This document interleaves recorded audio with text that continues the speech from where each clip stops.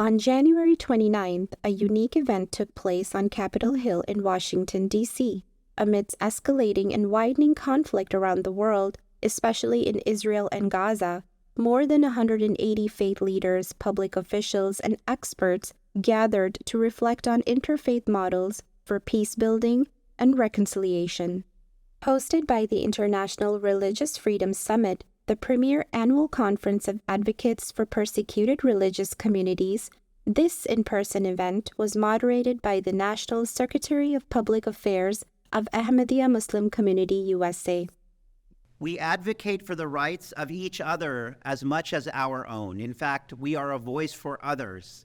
And by showing that common humanity, we are then stronger as an international religious freedom movement, and therefore international religious freedom is stronger. President Biden's United States Ambassador at Large for International Religious Freedom, Rashad Hussain, delivered opening remarks.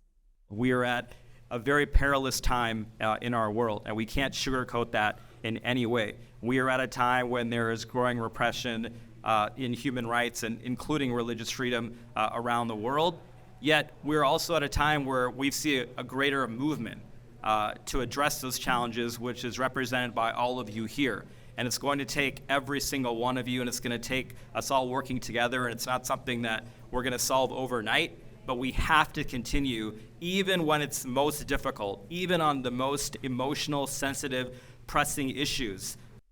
The co-chairs of the International Religious Freedom Summit, Dr. Katrina Lantos Sweat and Ambassador Sam Brownback, also delivered remarks to an audience that included imams, rabbis, and clergy, along with congressional representatives, including Representative Glenn Grothman of the state of Wisconsin.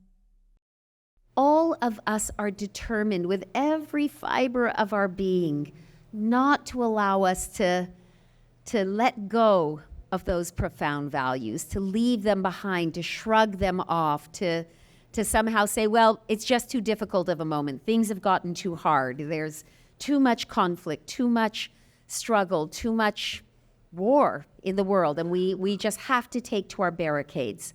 We must not do that. The event featured 3 distinguished panels. The first panel, featuring Muhammad Sharif Odeh, Amir of the Ahmadiyya Muslim community in the Holy Land based in Haifa, Rabbi Aharon Levi from near the Gaza border in Israel, and Archbishop Amba Angelos of the Coptic Orthodox Church in London discussed interfaith efforts to build peace in Israel and Palestine. رسول الله صلى الله عليه وسلم يقول الخلق كلهم عيال الله أحبهم إلى الله. رسول الله لم يقل العربي ولم يقل المسلم، بل قال أحبهم إلى الله، هو أحبهم أو أنفعهم لخلقه أي لجميع البشر. We must love all the human beings. This is what our motto: love for all, hatred for none. الحب للجميع ولا كراهية لأحد.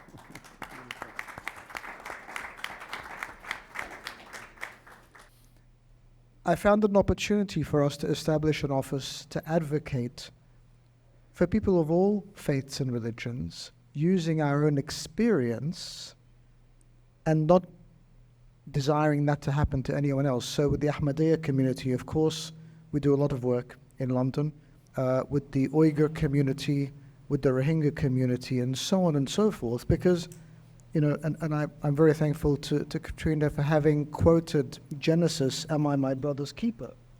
And the answer is yes. Of course we're our brother's keeper, our sister's keepers. Of course we are responsible, because this is our world, our humanity. Next, Imam Marwan Gil and Rabbi Miguel Sturman, both from Argentina, shared their experiences building bridges across different religions in Argentina. I need to say that the Ahmadiyya community is in front of the line. You are making a so good work, and I say that before many times. You are the lead of Islam, and I hope really that it will be in the world the message of Islam.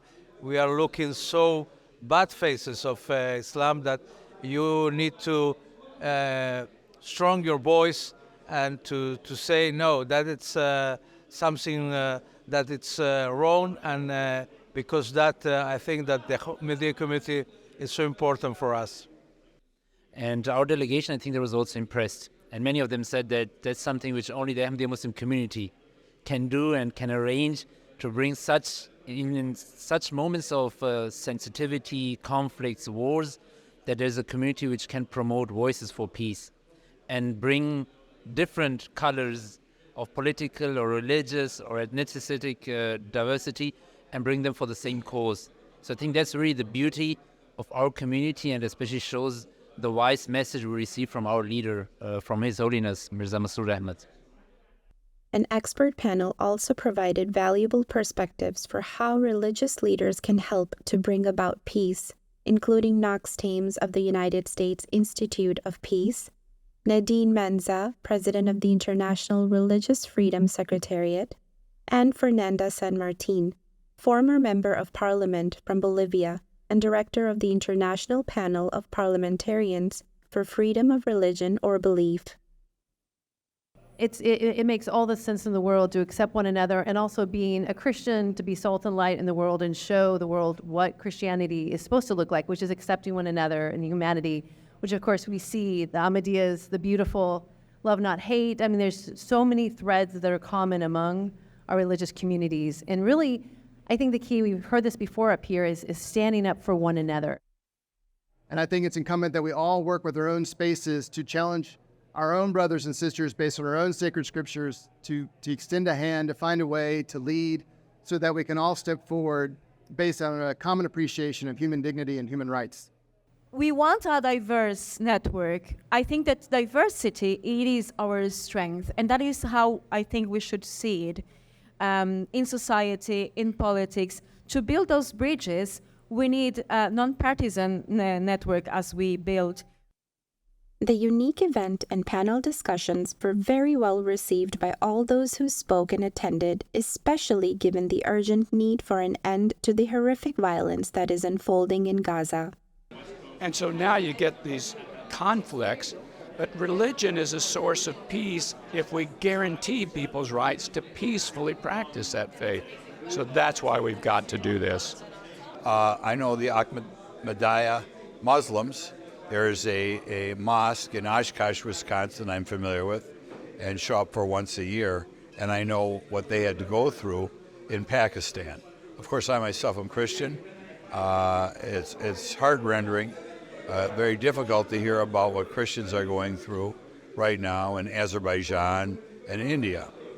And I think it is important for Americans to wake up and realize that the rest of the world is not as tolerant as the United States. I was really excited to be in this event. See so many people from so different, many faiths coming together to discuss how we can work together, how we can make religion part of the solution to global problems and conflicts, instead of being perceived as part of the problem in so many respects. We were showing their demonstrated actions, even with all the conflict that's going on. And they provided a lot of prescriptions on how religion is not the source of the problem. Religion is the solution. And this is the exact words and message of Hazrat Khalifatul Masih ibn Aziz. He said that there's an attack on religion, but religion isn't the problem.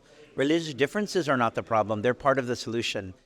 This is Farah Mirza reporting for MTA International USA Studios.